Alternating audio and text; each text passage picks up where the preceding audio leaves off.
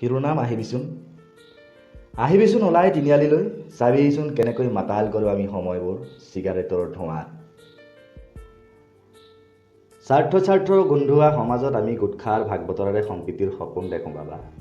সকলো মিছা, সকলো ভাওনা, পিকাবলৈ গোট খাই কিনি খোৱা মানুহ বেয়ামি, ভাঙৰ ধোঁৱাত সপোনৰ চিলা উৰুৱা। আই পিতাইৰ সপোন পুৰি পুৰি জীৱন নষ্ট কৰা আমিবোৰ গেলা মানুহ, উৱলা পকেটত বৰ্ণিল হেঁপাহ। আহিবিচোন চাবিহি তিনিআলিত, সন্ধিয়াটো বৰ ৰোমান্টিক হয় ইয়াত, এজাক মলয়া বতাহ বোলে। ৰূপালীম জোনাকীবোৰ অহা যোৱা কৰে মুখে মুখে সন্ধিয়া কাচি জোনৰ পোহৰ। মা কছম, কঠোৰ ভৱিষ্যতৰ ভয়ত কম বয়সতে কোজা হোৱা মানুহ আমি। বেলেগৰ পুখুৰী কিন্তু ঘোলা নকৰোঁ দেই।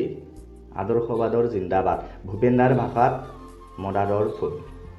সমাজত মানুহ থাকিব লাগে বাবে আমিও আছোঁ মানে বদনামো আছে বাবা, আমি বুজি পাওঁ। সন্মান নিবিচাৰোঁ, সন্মানো কিনিব পাৰিও ইয়াত। কিনি দিম আহিবি 10 টকা 20 টকা, জানো ৰে গোট খাই আয়ুস চুটি কৰে, হ'বলৈ দে না ভাই আন্ধাৰ জীৱনৰ মৃত্যু। আহিবিচোন তিনিআলিলৈ, উন্মাদ হয় নিতাল ৰাতিবোৰ, গোলাপী পানীত ডুবি ডুবি আমি আস্ফালন কৰোঁ। প্ৰতিবাদী ভাষা, ইনক্লাব হাই হাই। কাৰ বাবে গেলিল সমাজ? এদিন ৰ'দৰ কাচলিত পোহৰ হৈ জিলিকি থকা বুকুবোৰ কাৰ বাবে পুছিল? ধন্যবাদ।